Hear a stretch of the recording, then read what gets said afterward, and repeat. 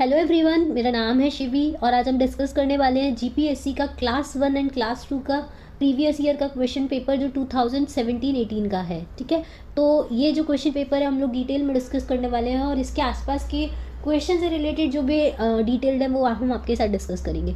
चलिए स्टार्ट करते हैं क्वेश्चन नंबर 1 से। तो पहला वाला जो क्वेश्चन है, विच of the following is the largest Harappan site in modern India.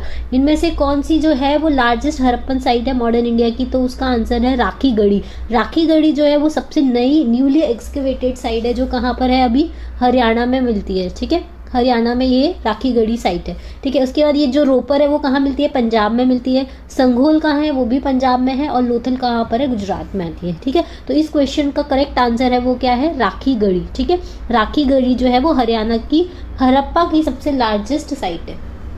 चलिए सेकंड क्वेश्चन क्या है, in which one of the Indus valley civilisation site is the earliest known evidence of dyeing and embroidery of cotton textile found.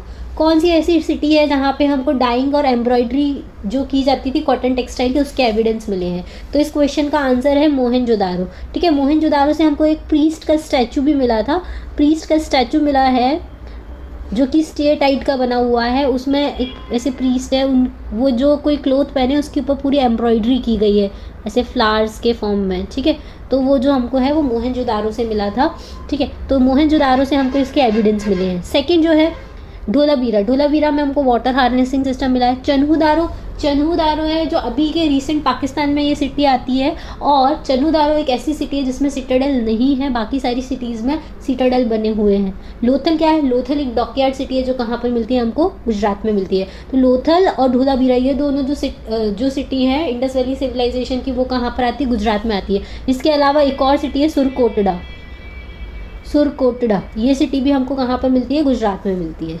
चलिए next question, match list 1 and list 2 and select the correct answer from the codes given below in the list.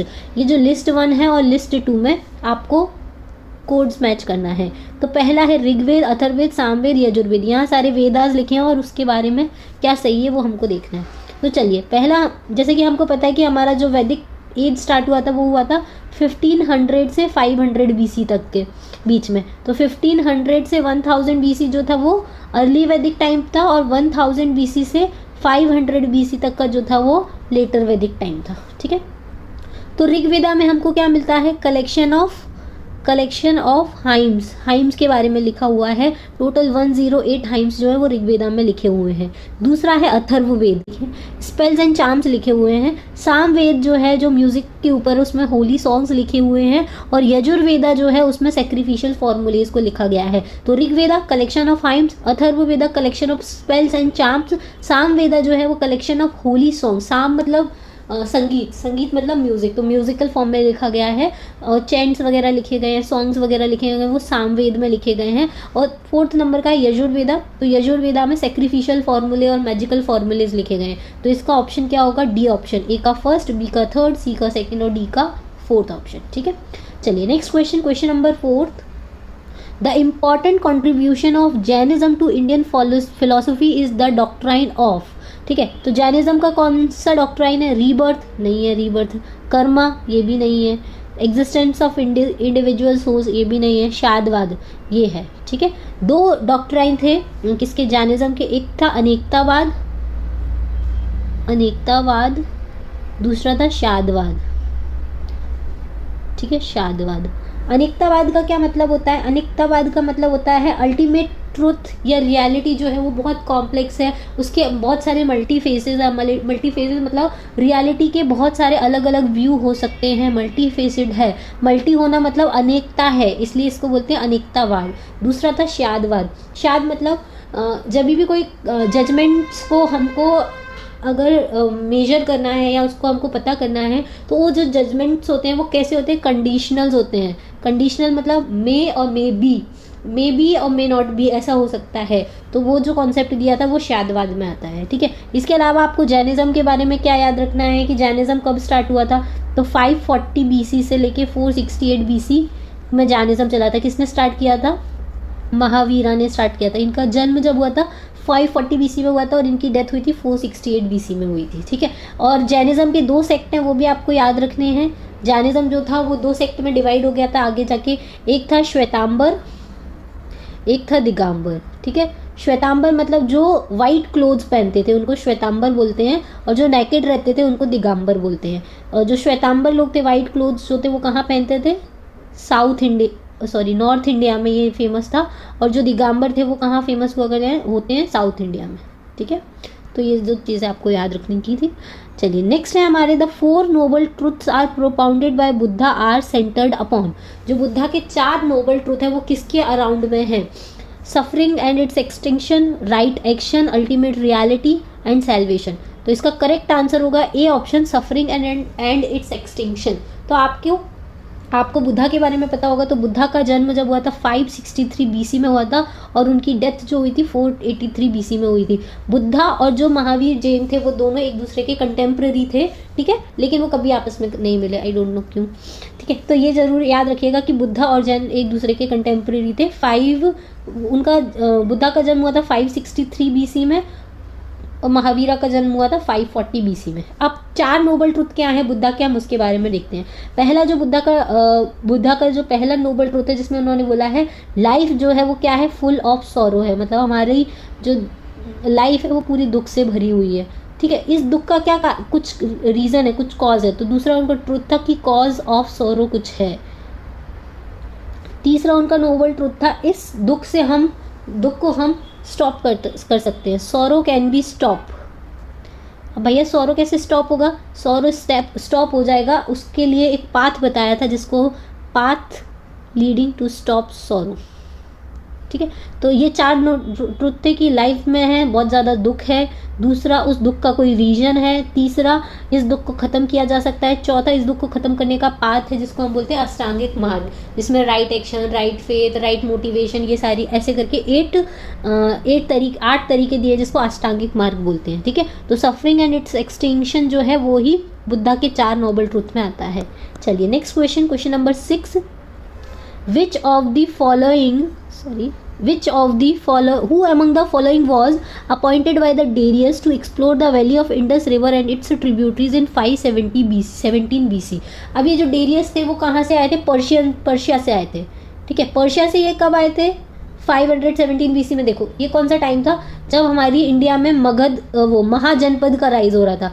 16 महाजनपद हमारी India में बने थे, ठीक है। उस time पर जो इंडिया में पर्शिया से लोग आते थे इन्वेड करने के लिए, उसमें सबसे पहला जो इन्वेजन हुआ था वो था साइरस का इन्वेजन, ठीक है। साइरस का इन्वेजन हुआ था, जिन्होंने इंडस वैली के वेस्ट साइड में, मतलब ये इधर वाला जो एरिया था वो साइरस ने ऑक्यूपाई करके रखा था, ठीक है। अब जो साइरस के ग्रैंड सन थे डेरियस 1, कौन थे? डेरियस 1 ने इंडस वैली को ऑक्यूपाई करने के लिए, साथ में पंजाब और सिंध जो इंडस वैली के ईस्ट में आता है, इसको ऑक्यूपाई करने के लिए कुछ लोगों को अपॉइंट किया था और इसको कैप्चर कर लिया था। तो डेरियस 1 ने किस को कॉन्कर कर रखा था? इंडस वैली मतलब इंडस वैली के आसपास का एरिया, पंजाब और सिंध को कॉन्कर कर रखा था। तो क्वेश्चन पूछा जा रहा है कि डेरियस ने इंडस वैली को एक्सप्लोर करने के लिए और उसकी ट्रिब्यूटरी के आसपास के एरिया को एक्सप्लोर करने के लिए किसको अपॉइंट किया था? तो इसका आंसर होगा साइलेक्स, SCYLAX, साइलेक्स जो था उनको अपॉइंट किया था, ठीक है। चलिए next question number 7, Allahabad pillar inscription प्रशस्त्री वॉज कंपोज्ड बाय। इसका क्वेश्चन का आंसर दीजिए आप, क्या आंसर होगा? इसका आंसर मैं बोल देती हूँ आपको, हरिसेना। अब देखो इस क्वेश्चन के बारे में हम देखते हैं। पहले बात तो ये इलाहाबाद पिलर इंस्क्रिप्शन क्या था? तो इलाहाबाद पिलर इंस्क्रिप्शन जो था उसमें प्रशस्ति लिखी गई थी। प्रशस्ति मतलब कोई किसी के बारे में उसमें लिखता है स्टोन के ऊपर, उसको बोलते हैं प्रशस्ति। राजा की, जैसे ये जो इलाहाबाद पिलर इंस्क्रिप्शन सबसे पहले तो किसके ऊपर लिखा गया था? समुद्रगुप्त के ऊपर लिखा गया है, ठीक है। समुद्रगुप्त के ऊपर लिखा था, और किसने लिखा था? उनके जो कोर्ट पोएट थे हरिसेना, उन्होंने लिखा था। और क्या लिखा हुआ है? समुद्रगुप्त की जो मिलिट्री कैंपेन्स थी जिसमें उन्होंने अलग अलग पार्ट को कॉन्कर किया है उसके बारे में लिखा हुआ है, ठीक है। तो इसको बोलते हैं प्रशस्ति। चलिए next question, the head of administration of भुक्ति province in the Gupta period was called, मतलब भुक्ति जो प्रोविंस था उसका हेड कौन हुआ करता था गुप्ता प्रोविंस में, तो इसका आंसर होगा बी ऑप्शन उपारिका। अब मैं आपको बताती हूँ एडमिनिस्ट्रेटिव सिस्टम कैसा हुआ करता था गुप्ता पीरियड के टाइम पे। गुप्ता पीरियड के टाइम पे जो पूरा स्टेट होता था, मतलब प्रोविंस, पूरा जो एडमिनिस्ट्रेशन था वो 4 पार्ट्स में डिवाइड हुआ करता था। पहला जो सबसे पहला होता था, प्रोविंसेस में पूरा कंट्री को डिवाइड कर रखा था, मतलब गुप्ता का जितना बड़ा एम्पायर था उस एम्पायर को छोटे छोटे प्रोविंस में डिवाइड कर रखा था। जैसे अभी हमारा इंडिया एक कंट्री है और उसको हमने अलग अलग 29 स्टेट्स में डिवाइड कर रखा है, वैसे ही गुप्ता एडमिनिस्ट्रेशन को भी अलग अलग प्रोविंस में डिवाइड कर रखा था। तो प्रोविंस जो होते थे सबसे बड़ी यूनिट होती थी, और उस टाइम प्रोविंस को क्या बोला जाता था, भुक्ति बोला जाता था, और इसका हेड कौन होता था, उपारिका। ठीक है, जैसे अभी हमारे स्टेट का हेड कौन होता है, सीएम, वैसे ही ये उपारिका हुआ करते थे। फिर भुक्ति को किस में डिवाइड किया जाता था, विषयाज में डिवाइड किया जाता था। ठीक है, विषयाज में डिवाइड किया जाता था, मतलब डिस्ट्रिक्ट्स में डिवाइड किया जाता था, जिसके हेड कौन होते थे, विषयापति। कौन हेड होते थे, विषयापति। फिर विषयाज को भी और नीचे यूनिट्स में डिवाइड किया जाता था, वो कौन होते थे, नगर। ठीक है, नगर के हेड कौन होते थे, नगरपति। कौन होता था, नगरपति। फिर नगर से भी छोटे होते थे ग्राम। ग्राम का हेड कौन होता था, ग्रामिका। ठीक है, समझ में आया। सबसे पहले पूरा जो एम्पायर था उसको प्रोविंस में डिवाइड किया जाता था, प्रोविंस के अंदर डिस्ट्रिक्ट बनाए जाते थे, डिस्ट्रिक्ट के अंदर नगर होते थे और नगर के अंदर ग्राम होते थे। जैसे आज होता है वैसे ही सेम तब होता था, सिर्फ नाम अलग थे। पहले प्रोविंस को भुक्ति बोला जाता था, वहाँ पे डिस्ट्रिक्ट को विषया बोला जाता था। उसके अलावा फिर जो उससे डिस्ट्रिक्ट से छोटे, मतलब जो टाउन जिनको हम बोलते हैं उनको नगर बोला जाता था, और टाउन से छोटे जो होते थे गाँव, उनको ग्राम बोला जाता था। ठीक है, याद रहेगा ये। चलिए next question, question number 9, which of the following were the 2 important political centres of Kanishka's empire. Kanishka के एम्पायर के 2 इंपॉर्टेंट पॉलिटिकल सेंटर्स क्या हुआ करते थे, तो इसका आंसर है ऑप्शन ए, पुरुषपुरा और मथुरा। पुरुषपुरा मतलब क्या होता है, आज का मॉडर्न डे का पेशावर, मतलब कहाँ आता है ये, पाकिस्तान में आता है। तो वो किसकी कैपिटल हुआ करती थी उस टाइम, कनिष्क। और कनिष्क कौन थे, कुषाण एम्पायर को बिलोंग करते थे।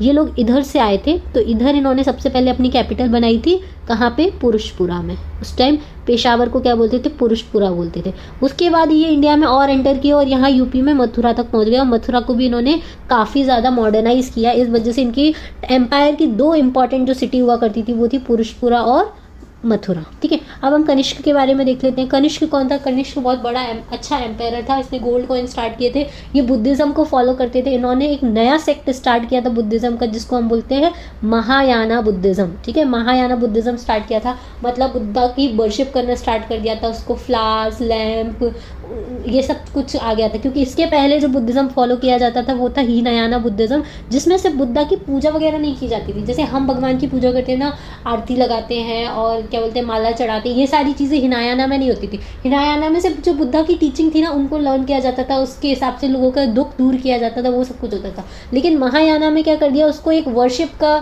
शेप दे दिया था। तो ये महायाना वाला बुद्धिज्म किसने स्टार्ट किया था, याद रखिएगा, कनिष्क ने स्टार्ट किया था। और इन्होंने 4th बुद्धिस्ट काउंसिल भी कराई थी। 4th बुद्धिस्ट काउंसिल कराई थी 98 AD में। कहाँ पे कराई थी, कश्मीर में कराई थी। ठीक है, तो ये क्वेश्चन याद रखिएगा।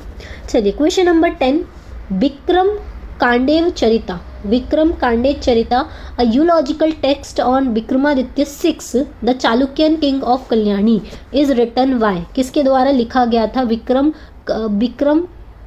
विक्रमन कांडेव चरिता। तो ये लिखा गया था बिल्हाना के थ्रू। अब देखो मैं आपको चालुक्यास के बारे में बताती हूँ। मेन जो चालुक्यन एम्पायर था वो कहाँ था, ये देखो, जैसे ये हमारा इंडिया है, तो ये जो वेस्टर्न वाला पार्ट है, ये इतना वाला पार्ट, यहाँ पे चालुक्यंस रूल किया करते थे। अब चालुक्य की 3 ब्रांचेज आई थी। सबसे पहली जो ब्रांच आई थी, ठीक है, अब 3 ब्रांचेस हुआ करती थी चालुक्य डायनेस्टी की। पहली जो ब्रांच थी वो थी 6th सेंचुरी में आई थी, जिसको बादामी चालुक्यास बोलते थे, जो मेनली देखो कहाँ रूल करती थी, मैं आपको बता, तो इधर वाले एरिया में रूल करती थी, और इनकी कैपिटल हुआ करती थी बादामी। इनको बादामी चालुक्य या वेस्टर्न चालुक्यास बोलते हैं। इनके जो फेमस रूलर हुआ करते थे वो थे पुलकेशिन II। कौन थे, पुलकेशिन II। पुलकेशिन II जो थे, उन्होंने क्या किया था, हर्षा को डिफीट किया था। हर्षा उस टाइम पे क्या थे, पोस्ट गुप्ता एम्पायर के रूलर थे, जो कहाँ पे रूल कर रहे थे, नॉर्थ इंडिया में रूल करते थे, और वो अपना एम्पायर एक्सटेंड करना चाहते थे साउथ इंडिया में। तो जब वो साउथ इंडिया में एक्सटेंड कर रहे थे तो पुलकेशिन II ने उनको डिफीट कर दिया था। उसके बाद हर्षा कभी भी साउथ इंडिया में नहीं आए। लेकिन पुलकेशिन II को किसने डिफीट किया था? पल्लवा डायनेस्टी जो यहाँ पे रूल किया करती थी, उनके जो रूलर थे नरसिम्हावर्मन I ने पुलकेशिन II को डिफीट कर दिया था। इसके बाद जो वेस्टर्न चालुक्यास जो थे वो डिक्लाइन हो गए थे। फिर उसके बाद 6th सेंचुरी के बाद फिर एक नई दूसरी ब्रांच जो थी चालुक्यास की वो इमर्ज हो गया, जिसको बोलते थे ईस्टर्न चालुक्यास। ठीक है, क्या बोलते थे? ईस्टर्न चालुक्यास। यहाँ पे इमर्ज होकर आई थी ईस्टर्न चालुक्यास, इन्होंने रूल किया। ठीक है, ईस्टर्न चालुक्यास ने कब तक रूल किया? 11th सेंचुरी तक रूल किया। ठीक है, 11th सेंचुरी तक रूल किया। इसके बाद वापस से चालुक्य, फिर जब ये वाले चालुक्यास पहले जो 6th सेंचुरी में आते थे वो 8th सेंचुरी में उनको रिप्लेस करके राष्ट्रकूटा डायनेस्टी आ गई थी। फिर राष्ट्रकूटा डायनेस्टी भी क्या हुई थी? 11th सेंचुरी में डिक्लाइन हो गई थी। उसके बाद वापस से चालुक्यास आए। ठीक है, वापस से चालुक्यास आए 12th सेंचुरी में। और ये जो चालुक्यास आए वो कहाँ से रूल करते थे? कल्याणी, इसलिए इनको बोलते हैं चालुक्यास ऑफ कल्याणी। इसलिए कंफ्यूज मत हो जाना ये कौन से चालुक्य किंग ऑफ कल्याणी मतलब क्या है। और जो चालुक्य किंग ऑफ कल्याणी जो 12th सेंचुरी में इमर्ज होकर आए थे उन्हीं के एक रूलर थे विक्रमादित्य 6, जिनके ऊपर ये लिखा गया था, यूलॉजिस्टिक टेक्स्ट लिखा गया था। ठीक है, किसने लिखा था? तो बिल्हाना ने लिखा था। अच्छा, अब रवि कीर्ति कौन थे? रवि कीर्ति जो थे, जो पहले वाले चालुक्य के रूलर थे पुलकेशिन II, उनके जो कोड पोएट थे वो थे रवि कीर्ति। और इन्होंने एक इंस्क्रिप्शन लिखा था पुलकेशिन II के लिए, वो था आईहोल इंस्क्रिप्शन। तो याद रखिएगा ये फेमस इंस्क्रिप्शन है आईहोल इंस्क्रिप्शन। ठीक है, चलिए नेक्स्ट क्वेश्चन है answer the select the correct answer from the codes given below. तो देखो ये है ना, कुछ ट्रैवलर्स है, फॉरेन ट्रैवलर्स जो इंडिया में आए थे, वो उनके नेम्स को आपको उनकी कंट्री से मैच करना है। तो पहले जो थे निकोलो दे कॉन्टी, ये कौन से ट्रैवलर थे? तो ये बेनेटियन ट्रैवलर थे। ठीक है, यूरोप से इंडिया में आए थे। दूसरे थे डोमिंगो पेज। तो डोमिंगो पेज जो थे वो कहाँ से आए थे? पोर्तुगीज से आए थे, पोर्तुगीज ट्रैवलर थे। तीसरे थे इब्न बतूता। इब्न बतूता कौन थे? मोरक्कन ट्रैवलर थे। ठीक है, और फोर्थ जो थे अथानासियस निकिटन, ये कहाँ से आए थे? रशियन ट्रैवलर थे। ये आपको, अगर आपने विजयनगर एम्पायर वाला चैप्टर पढ़ा होगा तो विजयनगर एम्पायर के टाइम पे ये सारे ट्रैवलर्स आए थे, तो वो वाले चैप्टर में आपको मिल जाएगा। तो इसका ऑप्शन हो जाएगा option A second, B fourth, C 1 और डी 3। तो निकोलो दे कॉन्टी जो थे वो कौन से? बेनेटन ट्रैवलर थे। डोमिंगो पेज जो थे वो पोर्तुगीज ट्रैवलर थे। इब्न बतूता जो थे वो मोरक्कन ट्रैवलर थे। और निकिटन जो थे वो रशियन ट्रैवलर थे। ठीक है, तो याद रखिएगा ये सब। नेक्स्ट क्वेश्चन है question number 12। Nagar Seth, who intervened to save the city of Ahmedabad from being looted by the Marathas by paying ransom money from his personal funds in 1725 was। मतलब ये पूछना चाह रहा है अहमदाबाद सिटी को जिसने save किया था मराठास से, नागर सेठ ने, उन्होंने कुछ रैंसम मनी दी थी अपने पर्सनल फंड से। वो कौन थे? वो कौन से राजा थे? तो वो थे सेठ कुशल चंद। कौन थे? Seth Kushal Chand. Next question, question number 13। Where is the headquarter of theosophical society? तो अदियार, पौंडीचेरी, बेंगलोर और पुणे। इसका करेक्ट आंसर है ए अदियार। ठीक है, थियोसॉफिकल सोसाइटी का जो हेड क्वार्टर बना था इंडिया में वो था अदियार। लेकिन सबसे पहले जब ये थियोसॉफिकल सोसाइटी वो फाउंड की गई थी 1875 में न्यूयॉर्क सिटी में, यूएसए में। और इसको किसने फाइंड किया था? HP ब्लावात्स्की प्लस ऑलकोट, ये जो दो थे इन्होंने इसको फाउंड किया था। कहाँ पे? न्यूयॉर्क में। फिर 1882 में इन्होंने इंडिया में अपना हेडक्वार्टर शिफ्ट किया था। कहाँ पे? अदियार में। ठीक है, अदियार में। और इसकी जो लीडर बनी थी वो कौन बनी थी? एनी बेसेंट बनी थी। ठीक है, एनी बेसेंट ये एक ब्रिटिश लेडी थी जो इंडिया में आई थी। ये पहली फीमेल INC की चेयरमैन भी बनी थी। ठीक है, कौन सी ईयर में? 1917 में पहली फीमेल INC चेयरमैन। पहली इंडियन फीमेल पूछा जाएगा तो सरोजिनी नायडू। ठीक है, सरोजिनी नायडू पहली इंडियन फीमेल जो उसकी प्रेसिडेंट बनी थी। और जो INC की पहली फीमेल प्रेसिडेंट बनी थी वो कौन थी? एनी बेसेंट थी। ठीक है, और एनी बेसेंट ने इंडिया में एक मूवमेंट स्टार्ट किया था जिसको बोलते थे होम रूल लीग। ठीक है, ये याद रखना। चलिए next question. Name the leading Parsi industrialist of Ahmedabad who was awarded the Khan Bahadur Medal by the English for his services rendered by the Parsi Society। तो ये कौन थे? तो ये थे शेठ नौरोजी पेशानजी वकील। ठीक है, इनका नाम याद रखिएगा। Next question, question number 15। The idea of Indian National Army was conceived in Malaya by. Malaya मतलब मलाया पेनिनसुला मतलब आज का मलेशिया। तो वहाँ पे इंडियन नेशनल आर्मी की सबसे पहले किसने इस्टेब्लिश की थी? तो इसका आंसर होगा, कंफ्यूज मत होना, इसके ऑप्शंस देखिए, मोहन सिंह, रस बिहारी बोस, सुभाष चंद्र बोस और निरंजन सिंह गिल। तो इसमें से ये तीनों के नाम में आप कंफ्यूजन हो सकता है, लेकिन इनिशियल लेवल में सबसे पहले जो आईएनए बनाया था वो किसने बनाया था? मोहन सिंह ने बनाया था। और ये कौन सी आर्मी थी? देखो क्या होता था, जब वर्ल्ड वॉर 2 के टाइम ब्रिटिशर्स और जापान के बीच में वॉर होता था, तो ब्रिटिशर्स के पास तो इंडियन आर्मी, मतलब इंडिया के जो लोग थे, सोल्जर्स थे, वो भी उनके साथ वॉर लड़ने जाते थे। तो ब्रिटिशर्स की एक ब्रांच थी ब्रिटिश इंडियन आर्मी, जिसमें इंडियन सोल्जर्स हुआ करते थे। वो जब जैसे जापान से लड़ने जा रहे हैं या कहीं दूसरी कंट्री में, मलेशिया वगैरह में फाइट करने गए, तो उस इंडियन आर्मी को जब ये वॉर में हार जाते थे ब्रिटिशर्स, तो जापान वाले क्या करते थे? कैद करके रख लेते थे, ठीक है। तो वहीं पर जेल में मोहन सिंह ने इन्हीं सारे इंडियंस को इकट्ठा करके एक इंडियन नेशनल आर्मी बनाई थी, जिसको हम बोलते हैं इंडियन नेशनल आर्मी या फिर आईएनए, जो बाद में आज़ाद हिंद फौज बनी थी, ठीक है। तो सबसे पहले ये जो आर्मी बनाई थी वो किसने बनाई थी? मोहन सिंह ने बनाई थी। कौन से ईयर में? 1942 में बनाई थी। जितने भी सारे इंडियंस को कैप्चर किया था जापान ने, उनके साथ मिलकर बनाई थी, ठीक है। लेकिन धीरे धीरे क्या हो गया था, वो जो लीडर्स थे इंडियन नेशनल आर्मी के, उनके बीच में कॉन्फ्लिक्ट हुआ, इसकी वजह से ये आर्मी का काम खत्म हो गया। फिर 1943 में रास बिहारी बोस जो थे, उन्होंने क्या किया, इंडियन नेशनल आर्मी जो थी किसको हैंड ओवर कर दिया था? सुभाष चंद्र बोस को हैंड ओवर कर दिया था, ठीक है। सुभाष चंद्र बोस आए थे उनसे मिलने के लिए, तो उनको हैंड ओवर कर दिया था। और फिर ये बाद में किया, इसका नाम क्या हो गया? आज़ाद हिंद फौज हो गया, ठीक है। तो इसका नाम याद रखिएगा, आज़ाद हिंद फौज, जो सुभाष चंद्र बोस ने बनाई थी ब्रिटिशर्स को हराने के लिए जापान की आर्मी के साथ मिलकर, ठीक है। इसमें एक ऑल वुमेन रेजिमेंट भी हुआ करती थी, जिसको लक्ष्मीबाई रेजिमेंट बोलते थे। तो क्वेश्चन ऐसे पूछा जाता है कि आज़ाद हिंद फौज में कौन सी ऐसी थी जिसमें एक वुमेन रेजिमेंट थी? तो वो लक्ष्मीबाई रेजिमेंट थी, रानी लक्ष्मीबाई के ऊपर उसका नाम रखा गया था। चलिए नेक्स्ट क्वेश्चन है, question number 16। The art of temple building and making the idols have been preserved by the community in Gujarat known as. जो आर्ट ऑफ टेम्पल बिल्डिंग और आइडल्स बनाने की जो कम्युनिटी थी, उसका नाम क्या है? तो उनका नाम है सोमपुरास, ठीक है। क्या नाम है? Sompuras. Next question, question number 17। Who founded Bhavnagar Darbar saving banks? किसने भावनगर दरबार सेविंग बैंक्स को फाउंड किया था? तो इसका नाम है भाव सिंह जी टू। इसका आंसर क्या है? भाव Singh ji to, Bhavnagar Darbar Sahib bank. Next question, question number 18। Who wrote a book entitled the problem of the rupees, its origin and it's solution? तो ये बुक किसने लिखी थी? तो डॉक्टर BR अम्बेडकर ने लिखी थी, जो ड्राफ्टिंग कमेटी के चेयरमैन हुआ करते थे, और जिन्होंने इंडिया के जो बैकवर्ड पीपल थे या जो अनटचेबल्स थे, उनके लिए मूवमेंट स्टार्ट किया था। और उसी के बेसिस पे इन्होंने रिजर्वेशन की मांग रखी थी, किसमें? हमारे कॉन्स्टिट्यूशन में, ठीक है। फिर सी राजगोपालाचारी कौन थे? तो सी राजगोपालाचारी जो थे वो इंडिया के last governor general of India थे। इसके बाद हमारा कॉन्स्टिट्यूशन आ गया था 1950 में, उसके बाद कोई गवर्नर जनरल नहीं रहा था हमारे यहाँ पे। फिर क्वेश्चन नंबर 19।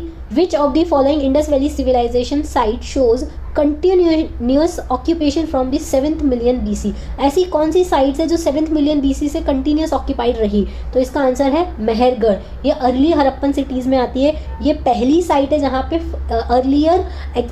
अर्लीस्ट एक्सकेवेशंस हुए थे, अर्लीस्ट एविडेंस मिले थे कल्टीवेशन के। मतलब कल्टीवेशन जो सबसे पहले स्टार्ट हुआ था वो इसी साइड से स्टार्ट हुआ था, मेहरगढ़। और यहाँ पे क्या कल्टीवेट किया जाता था उस टाइम पे? बार्ले कल्टीवेट किया जाता था। बार्ले के एविडेंस बहुत ज़्यादा मिले हैं, प्लस साथ में थोड़े से वीट के भी मिले हैं, ठीक है। पहली एग्रीकल्चर एक्सकवेटेड साइट थी मेहरगढ़। पहली नहीं, मतलब अर्लीस्ट जो थी, मतलब सबसे पुराने जो एविडेंस मिले वो कहाँ से मिले हैं? मेहरगढ़ से मिले हैं, ठीक है। चलिए, धोलावीरा सबको पता है, वाटर हार्नेसिंग सिस्टम मिला है। हड़प्पा पहली साइट डिस्कवर की गई थी 1921 में, रावी रिवर के अक्रॉस में है। मोहनजोदारो इसको हीप ऑफ डेड बोलते हैं, यहाँ पे बहुत सारी डेड बॉडी मिली थी। फिर ग्रेट बाथ यहाँ से मिला है, डांसिंग गर्ल का स्टैचू यहाँ से मिला है, प्रीस्ट का स्टैचू यहाँ से मिला हुआ है, ठीक है। ये सारी चीज़ें मिली है। और मोहनजोदारो जो है वो पाकिस्तान में आती है, और कौन सी रिवर के साइड में है? ये इंडस रिवर के साइड में, ठीक है। चलिए next question, question number 20। According to the Arthashastra, उड़का भागा वॉज अ टैक्स लिवाइड। उड़का भाग जो था वो एक टैक्स लगाया जाता था अर्थशास्त्र में, वो किसके ऊपर लगाया जाता था? तो ये जो था इरिगेशन वर्क के लिए लगाया जाता था मौर्यन टाइम में, ठीक है। मौर्यन पीरियड में जब एग्रीकल्चर फ्लरिश होने लग गया था, तब लोगों को इरिगेशन का इंपॉर्टेंस थोड़ा थोड़ा समझ में आने लग गया था। तो इस इरिगेशन के वर्क के लिए ये टैक्स लगाया जाता था, जिसको क्या बोलते हैं? उड़ाका भाग, एक मिनट, उड़का भाग बोलते हैं, या फिर यूज़ ऑफ इरिगेशन वर्क के लिए ये लगाया जाता था, ये इसको वाटर रेट भी बोला करते थे उस टाइम पे, ठीक है। Next question, the scheme of extending agriculture loans Sondhar was introduced bye.